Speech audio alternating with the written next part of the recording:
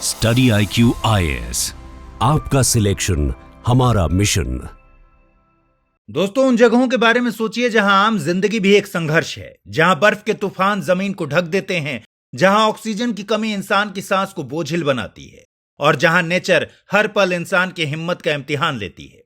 लेकिन इन्हीं कठोर और प्रलयकारी इलाकों में एक सड़क बन रही होती है, और यह सड़क सिर्फ एक सड़क नहीं बल्कि एक सपना होता है। एक सपना जो भारत के सीमांत क्षेत्रों को देश के दिल से जोड़ता है, जो जवानों तक जरूरी मदद पहुंचाता है, जो दूर दराज बस्तियों में विकास और प्रगति के नए दरवाजे खोलता है।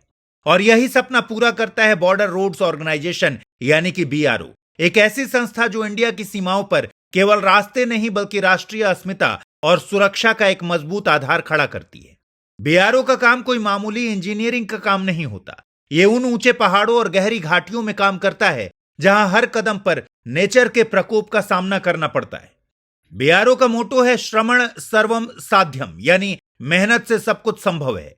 BRO का ये मोटो सिर्फ शब्दों तक सीमित नहीं है, बल्कि ये इनके हर एक प्रोजेक्ट की कहानी को बयां करता है। 10,000 फीट के ऊपर दुनिया की लॉन्गेस्ट हाईवे टनल यानी अटल टनल से लेकर अरुणाचल प्रदेश और तवांग के बीच ऑल वेदर कनेक्टिविटी देने वाली सेला टनल और उमलिंगला पास पर दुनिया की हाईएस्ट मोटरेबल रोड तक, ये सब एक ऐसे जुनून की मिसाल है जो इम्पॉसिबल को पॉसिबल बनाता है। और ये कहानी केवल इंडिया तक ही लिमिटेड नहीं है। भूटान में प्रोजेक्ट दंतक के तहत BRO ने 1600 किलोमीटर से ज्यादा की सड़कें बनाकर इंडिया भूटान के संबंधों को मजबूत बनाया है। और तो और 2021 में उत्तराखंड के चमोली में फ्लैश फ्लड्स के बाद जब इसके 13 विलेजेस की कनेक्टिविटी पूरी तरह से टूट गई थी, तो BRO ने 26 डेज के रिकॉर्ड टाइम में ब्रिज ऑफ कंपैशन बनाकर उनकी कनेक्टिविटी को रिस्टोर किया था। ये एक ऐसी मिसाल है जो दिखाती है कि BRO सिर्फ इंफ्रास्ट्रक्चर ही नहीं बनाता, बल्कि जिंदगियों को जोड़ने का काम भी करता है। तो दोस्तों, आज के इस वीडियो में हम आपके लिए इसी बहादुर संस्था यानी BRO को डिकोड करेंगे। दोस्तों, अगर आप UPSC एस्पिरेंट हैं तो आपके लिए गेम चेंजिंग अपॉर्चुनिटी है स्टडी IQ का नया संपूर्ण बैच। एक कॉम्प्रिहेंसिव प्रोग्राम जिसमें टॉप एडुकेटर्स के साथ 1000+ आवर्स की live classes, personalised mentorship and hand written notes से लेकर PRP MRP जैसे इंटेंसिव प्रोग्राम्स हैं। प्रीलिम्स और मेंस स्कॉलरशिप के तहत प्रीलिम्स क्लियर करने पर पूरी फीस रिफंड हो जाएगी। टॉप परफॉर्मर्स के लिए हर मंथ 11,000 रुपीज का cash reward, economically weaker sections के लिए स्पेशल उड़ान स्कॉलरशिप भी है। X secretary Anil Swarup sir खुद गाइड करेंगे आपको इस जर्नी में। स्टडी IQ पर 2 करोड़ इंडियंस का ट्रस्ट है और अब संपूर्ण बैच के साथ आपका UPSC ड्रीम भी होगा अचीव। सिल्वर, गोल्ड या platinum, choose the plan that fits your needs. आपको करना क्या है, स्टडी IQ वेबसाइट पर जाइए, UPSC संपूर्ण बैच पर क्लिक कीजिए and once you click on buy now, आप देख सकते हैं डिस्काउंट कोड्स। वहां पर टाइप कीजिए अमृत लाइव एंड आपको मिलेगा सबसे lowest price. And obviously your IAS journey starts here. हम सबसे पहले BRO के इतिहास को समझेंगे, कैसे 1960 में इसकी स्थापना हुई और कैसे ये भारत की सीमाओं पर एक स्ट्रेटेजिक फोर्स बन गया।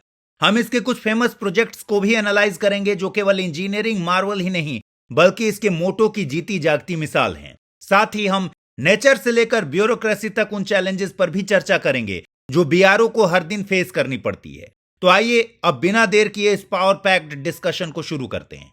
तो दोस्तों, आइए सबसे पहले ये जानते हैं कि बॉर्डर रोड ऑर्गेनाइजेशन की शुरुआत कब, क्यों और कैसे हुई। उससे पहले मैं आपको बता दूं कि आज इंडिया का टोटल लैंड बॉर्डर 15,106.7 किलोमीटर और कोस्ट लाइन 7,516.6 किलोमीटर की है, जिसमें आइलैंड टेरिटरीज भी शामिल हैं। इंडिया अपना land border Pakistan, Afghanistan, China, Nepal, Bhutan, Bangladesh और म्यांमार के साथ शेयर करता है, जबकि इसका maritime border Pakistan, Maldives, Sri Lanka, Bangladesh, Myanmar, Thailand और इंडोनेशिया के साथ लगता है। अब यदि समय में थोड़ा पीछे जाएं तो 1947 में हमारा देश आजाद तो हो गया, लेकिन आजादी के साथ ही हमारे सपनों और संघर्ष का एक नया दौर शुरू हुआ।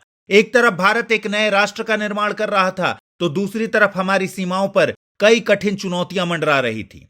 लद्दाख के बर्फीली पहाड़ियों से लेकर अरुणाचल प्रदेश के दुर्गम जंगलों तक हमारे बॉर्डर एरियाज न सिर्फ इंडिया की मुख्य धारा से अलग थलग थे, बल्कि उनका विकास भी रुका हुआ था। ये दूर दराज के इलाके न सिर्फ फिजिकल आइसोलेशन का सामना कर रहे थे, बल्कि राष्ट्रीय सुरक्षा के लिए एक बड़ा खतरा भी बन गए थे। ऊपर से 1950s का दौर भारत के लिए जियोपॉलिटिकल अवेकनिंग का दौर था। तब दुनिया दो सुपर पावर्स अमेरिका और सोवियत यूनियन के बीच चल रहे कोल्ड वॉर में फंसी हुई थी और इसी वजह से एशिया में भी कुछ बड़े जियोपॉलिटिकल चेंजेस की नई लहरें उफान ले रही थीं। इस दौर में इंडिया को अपनी सीमाओं पर भी कई बड़े खतरे दिखाई दिए। पहले तो 1950 में चाइना ने तिब्बत पर कब्जा कर लिया और 1957 तक आते आते उसने अक्साई चिन यानी कि भारत की टेरिटरी में इलीगली एक रोड का कंस्ट्रक्शन पूरा कर लिया।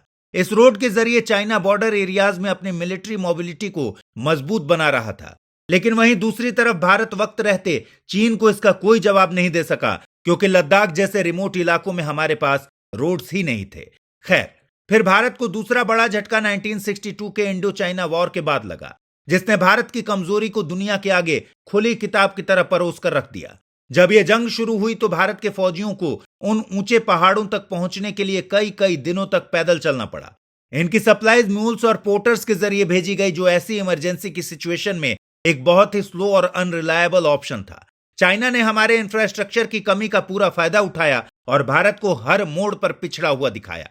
इस युद्ध में भारत की हार सिर्फ एक मिलिट्री डिफीट नहीं थी, ये एक वेकअप कॉल थी जो दिखाती थी कि अगर इंडिया को अपनी सीमाओं को सुरक्षित करना है तो बॉर्डरिंग रीजन्स में रोड की कनेक्टिविटी और इंफ्रास्ट्रक्चर डेवलपमेंट दोनों को प्रायोरिटी देनी ही होगी। यहां आपको बता दें कि भारत की सीमाओं पर बढ़ते खतरे सिर्फ डिफेंस प्रिपेयर्डनेस तक ही लिमिटेड नहीं थे, बल्कि ये बहुत से सोशियो इकोनॉमिक इश्यूज की भी देन थे। लद्दाख, अरुणाचल प्रदेश समेत नॉर्थ ईस्ट के लोग अपने ही देश से अलग महसूस करते थे।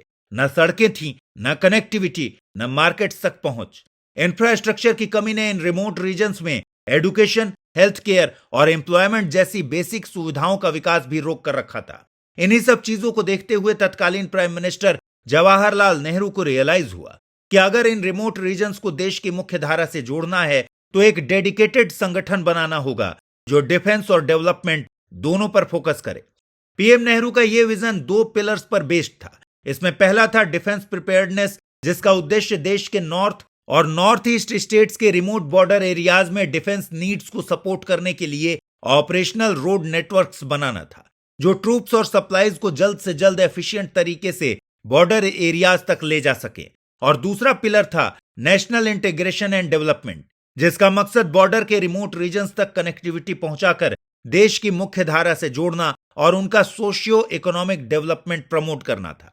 साथ ही यहां एक और इंटरेस्टिंग पिलर था, जिसके तहत इस संगठन का काम केवल देश के इंटरनल इंफ्रास्ट्रक्चर तक ही लिमिटेड नहीं था, बल्कि ये हमारे पड़ोसी देश जैसे कि भूटान, म्यांमार, ताजिकिस्तान और अफगानिस्तान के इंफ्रास्ट्रक्चर डेवलपमेंट में मदद करने वाला था, ताकि रीजनल डेवलपमेंट के साथ साथ रीजनल स्टेबिलिटी भी बने। भूटान के प्रोजेक्ट दंतक और अफगानिस्तान के जारंज डेलाराम हाईवे बीआरओ के ऐसे ही 2 इंटरनेशनल गुडविल प्रोजेक्ट्स थे। खैर, इस सब को मद्देनजर रखते हुए 7 मई 1960 को मिनिस्ट्री ऑफ डिफेंस के अंडर बीआरओ का गठन हुआ। यह संगठन मिलिट्री डिसिप्लिन और इंजीनियरिंग ब्रिलियंस का एक अद्भुत मेल था। यहां गौर करने वाली बात यह है कि बीआरओ ने अपने सफर की शुरुआत कुल 2 प्रोजेक्ट्स के साथ की थी। इसमें पहला था प्रोजेक्ट टस्कर या वर्तक, जो ईस्ट में अरुणाचल प्रदेश में बना था, और दूसरा था प्रोजेक्ट बीकन, जो नॉर्थ में जम्मू एंड कश्मीर में शुरू हुआ था। लेकिन आज इसके 18 प्रोजेक्ट्स 11 स्टेट्स और 3 यूनियन टेरिटरीज में ऑपरेट कर रहे हैं। 7 मई 2024 को ही बीआरओ ने अपना 65th रेजिंग डे भी सेलिब्रेट किया है। आगे बढ़ने से पहले आपको यहां बता दें कि बीआरओ की स्मूथ एंड एफिशिएंट फंक्शनिंग के लिए सरकार ने बॉर्डर रोड्स डेवलपमेंट बोर्ड यानी कि बीआरडीबी का भी गठन किया, जिसमें प्रधानमंत्री खुद इसके चेयरमैन बने और देश के रक्षा मंत्री इसके डेप्यूटी चेयरमैन बने। आज के टाइम में बीआरडीबी भारत सरकार के डिपार्टमेंट की तरह फाइनेंशियल और एडमिनिस्ट्रेटिव पावर्स को एक्सरसाइज करता है। इसके chairperson minister of state for defence होते हैं। बीआरडीबी के की मेंबर्स में चीफ ऑफ आर्मी और air staff, engineer in chief, director general border roads और फाइनेंस एडवाइजर डिफेंस सर्विसेज शामिल होते हैं। बोर्ड का सेक्रेटरी भारत सरकार के ज्वाइंट सेक्रेटरी के बराबर पावर्स रखता है। बीआरओ का executive head director general border roads DGBR होता है, जो लेफ्टिनेंट जनरल रैंक का ऑफिसर होता है। DGBR directly ministry of defence और बीआरडीबी दोनों को रिपोर्ट करता है, ताकि पॉलिसी और एग्जीक्यूशन के बीच सीमलेस कोऑर्डिनेशन मुमकिन हो पाए। यहां आपको बता दें कि 2015 तक BRO ministry of surface transport से फंडिंग लेता था, लेकिन 2015 के बाद इसे मिनिस्ट्री ऑफ डिफेंस के अंडर इंटीग्रेट कर दिया गया, ताकि इंडिया चाइना बॉर्डर रोड्स जैसे स्ट्रेटेजिक प्रोजेक्ट्स जल्दी से जल्दी कंप्लीट हो सके। इस इंटीग्रेशन ने बीआरओ के ऑपरेशंस को स्ट्रीमलाइन किया और देश की डिफेंस नीड्स के साथ इसका बेटर अलाइनमेंट इंश्योर किया। खास बात यह है कि बीआरओ का यूनिक स्ट्रक्चर मिलिट्री डिसिप्लिन और इंजीनियरिंग एक्सपर्टाइज का एक हाइब्रिड मॉडल है। बीआरओ दो मेजर पार्ट्स में डिवाइडेड है। एक है बॉर्डर रोड्स विंग जो मिनिस्ट्री ऑफ डिफेंस के अंडर आता है और दूसरा है जनरल रिजर्व इंजीनियर फोर्स यानी कि जीआरईएफ। इनके ऑफिसर्स का सिलेक्शन यूपीएससी के द्वारा कंडक्ट किए गए आईईएस एग्जामिनेशन के थ्रू होता है। साथ ही Indian army corps of engineers के ऑफिसर्स को भी जीआरईएफ में ईआरई यानी कि एक्स्ट्रा रेजिमेंटल एम्प्लॉयमेंट पर पोस्ट किया जाता है। जीआरईएफ में civil engineers, mechanical engineers, administrative officers और मेडिकल ऑफिसर्स सब शामिल होते हैं। सुप्रीम कोर्ट ने R Viswan versus union of India 1983 case में भी यह डिक्लेयर किया था कि जीआरईएफ के मेंबर्स भी आर्म्ड फोर्सेस का पार्ट हैं और उनको वही बेनिफिट्स मिलते हैं जो इंडियन आर्म्ड फोर्सेस के पर्सनल्स को दिए जाते हैं। बीआरओ को एक इंटरनल फाइनेंशियल एडवाइजर यानी कि आईएफए भी सपोर्ट करता है जो चीफ अकाउंट्स ऑफिसर और इंटरनल ऑडिटर का रोल प्ले करता है। एफिशिएंसी और रिसोर्सेज के बेटर यूटिलाइजेशन के लिए यह सिस्टम 23 मार्च 1995 को इंट्रोड्यूस किया गया था। बीआरओ अपने प्रोजेक्ट्स के लिए लोकल लेबरर्स को हायर करता है, लेकिन किसी भी लोकल लेबरर को एक स्ट्रेच में 179 डेज से ज्यादा डिप्लॉय नहीं किया जाता, यानी ये एक तरह से कैजुअल एम्प्लॉयमेंट ही होती है। यहां आपको यह भी बता दें कि बीआरओ के अंडर 18 प्रोजेक्ट्स आते हैं जो road construction companies, bridge construction companies, drain maintenance companies जैसी स्पेशलाइज्ड टास्क फोर्स और प्लेटून्स में डिवाइड किए गए हैं। ये टास्क फोर्सेज स्पेसिफिक रीजन्स या प्रोजेक्ट्स के लिए रिस्पॉन्सिबल होती हैं और इनके अंदर स्पेशलाइज्ड यूनिट्स होती हैं। बीआरओ की फंडामेंटल यूनिट एक प्लेटून के बराबर होती है। अब यदि इसके काम की बात करें तो बीआरओ का ड्यूअल मैंडेट होता है। पहला होता है पीस टाइम मैंडेट और दूसरे में इसकी वॉर टाइम रेस्पॉन्सिबिलिटीज शामिल होती हैं। पीस या शांति के समय बीआरओ बॉर्डर एरियाज में जनरल स्टाफ रोड्स बनाता है। मिनिस्ट्री ऑफ डिफेंस के अनुसार बीआरओ 9000 फीट से 19000 फीट तक की ऊंचाइयों पर नॉर्दर्न और वेस्टर्न फ्रंटियर्स में रोड कंस्ट्रक्शन और मेंटेनेंस का काम करता है। यह प्राइमरली आर्म्ड फोर्सेस की स्ट्रेटेजिक नीड्स को पूरा करने के लिए होता है, जबकि वॉर टाइम या इमरजेंसीज में बीआरओ के ऊपर लाइन ऑफ कंट्रोल या लाइन ऑफ एक्चुअल कंट्रोल पर रोड्स को ऑपरेशनल रखने की जिम्मेदारी होती है ताकि ट्रूप्स की मूवमेंट जल्दी और आसानी से हो सके। साथ ही साथ इमरजेंसी सिचुएशन में हेलीपैड्स बनाना, एयरफील्ड्स अपग्रेड करना और ऑल्टरनेटिव लॉजिस्टिकल रूट्स तैयार करना भी इसका काम होता है। तो दोस्तों, अभी हमने बीआरओ के इतिहास और उसके काम करने के तरीके पर गौर किया, लेकिन आपको बता दें कि अपने गठन से लेकर आज तक बीआरओ ने कई रिमार्केबल माइलस्टोन्स अचीव किए हैं जो भारत के डिफेंस और डेवलपमेंट स्ट्रेटजी के लिए रिवॉल्यूशनरी साबित हुए हैं। पिछले 60 इयर्स में बीआरओ ने 62,214 किलोमीटर रोड्स, 1005 ब्रिजेस, 7 टनल्स और 21 एयरफील्ड्स का निर्माण किया है। 2024 खास तौर पर बीआरओ के लिए एक मिसाल बन गया जब उसने 3,751 करोड़ की लागत से 111 इंफ्रास्ट्रक्चर प्रोजेक्ट्स को कंप्लीट किए। अब यदि इसके कुछ आइकॉनिक प्रोजेक्ट्स को देखेंगे तो उसमें एक नाम आता है शिनकुनला टनल का। हिमाचल प्रदेश और लद्दाख को जोड़ने वाली शिनकुनला टनल दुनिया की सबसे ऊंची टनल होने वाली है 15,800 फीट की ऊंचाई पर। इस टनल का कंस्ट्रक्शन 2024 में शुरू हुआ और इसका उद्देश्य मनाली लेह रूट पर ईयर राउंड कनेक्टिविटी को प्रोवाइड करना है। इस टनल की लंबाई 4.1 किलोमीटर होगी और ये सिनकुनला पास को बाईपास करेगी। कंप्लीट होने पर इस टनल के थ्रू ट्रूप्स और इक्विपमेंट का फास्टर डिप्लॉयमेंट होगा जो एलएसी पर इंडिया की स्ट्रेटेजिक पोजीशन को मजबूत करेगा। साथ ही ये लद्दाख रीजन में टूरिज्म और ट्रेड को भी प्रमोट करेगा। उसी तरह बीआरओ का एक दूसरा आइकॉनिक प्रोजेक्ट है सेला टनल। अरुणाचल प्रदेश के बलीपारा चारद्वार तवांग रोड पर बनी सेला टनल मार्च 2024 में ही कंप्लीट हुई है। 2 लेन वाली इस टनल की लंबाई 2.265 किलोमीटर है और यह हाई एल्टीट्यूड पासेस को बाईपास करती है। Tawang region Bharat China border के करीब होने की वजह से बहुत ही हाई स्ट्रेटेजिक इंपॉर्टेंस रखता है और यह सेला टनल यहां मिलिट्री मूवमेंट को आसान बनाने के साथ साथ लोकल इकोनॉमिक डेवलपमेंट और ऑल वेदर कनेक्टिविटी को अलाउ करती है। इसके बाद बीआरओ का एक और खास प्रोजेक्ट है वाइब्रेंट विलेजेस प्रोग्राम, जिसके तहत बीआरओ ने इंडिया चाइना बॉर्डर के करीब बसने वाले उन दूर दराज गांवों तक कनेक्टिविटी पहुंचाना शुरू किया है जो अभी तक आइसोलेटेड थे। इस इनिशिएटिव में अरुणाचल प्रदेश के 455 विलेजेस और लद्दाख के 35 विलेजेस शामिल हैं, जैसे कुपुप शेराथांग रोड सिक्किम जो चाइना बॉर्डर के करीब लॉजिस्टिक्स और ट्रूप मूवमेंट को आसान कर रही है, वो इसी प्रोग्राम का उदाहरण है। ये प्रोग्राम न सिर्फ इंफ्रास्ट्रक्चर डेवलप करता है बल्कि बॉर्डर्स के नजदीक रहने वाले लोगों का भरोसा भी जीत रहा है। इसके अलावा ईस्टर्न लद्दाख के न्यूमा रीजन में बीआरओ एक एडवांस्ड लैंडिंग ग्राउंड भी डेवलप कर रहा है, जिसकी एस्टिमेटेड कॉस्ट लगभग 200 करोड़ रुपीस है। ये एयरफील्ड इंडियन एयरफोर्स की एयरलिफ्ट कैपेबिलिटीज को एनहेंस करेगा और एलएसी पर इंडिया को स्ट्रेटेजिक एडवांटेज देगा। इतना ही नहीं, मिजोरम के लोंगतलाई दिल्तलांग पारवा रोड पर बनी गेंगपुइलुई ब्रिज भी अक्टूबर 2024 में ही इनॉग्रेट हुई है। इसकी लंबाई 125 मीटर्स है और ये इंडो म्यांमार बॉर्डर रीजन में रिमोट कम्युनिटीज तक एक्सेस बढ़ाकर सोशियो इकोनॉमिक डेवलपमेंट को प्रमोट करती है और मिजोरम जैसे रीजन्स में विकास के नए दरवाजे खोल रही है। इसके अलावा बीआरओ हर साल जोजिला पास और रोहतांग पास जैसी बर्फीली सड़कों को भी क्लियर करता है ताकि इन रास्तों पर ऑल वेदर कनेक्टिविटी बनी रहे। इसकी मैन पावर सब जीरो टेम्परेचर्स या डेंस फॉरेस्ट जैसी एक्सट्रीम कंडीशंस में भी एफिशिएंटली काम करने के लिए ट्रेंड होती है। पिछले कुछ सालों में बीआरओ के बजट और एक्सपेंडिचर में भी एक्सपोनेंशियल ग्रोथ देखी गई है, जो इनकी कैपेबिलिटीज और इंपैक्ट को बढ़ाने में काफी सराहनीय कदम है।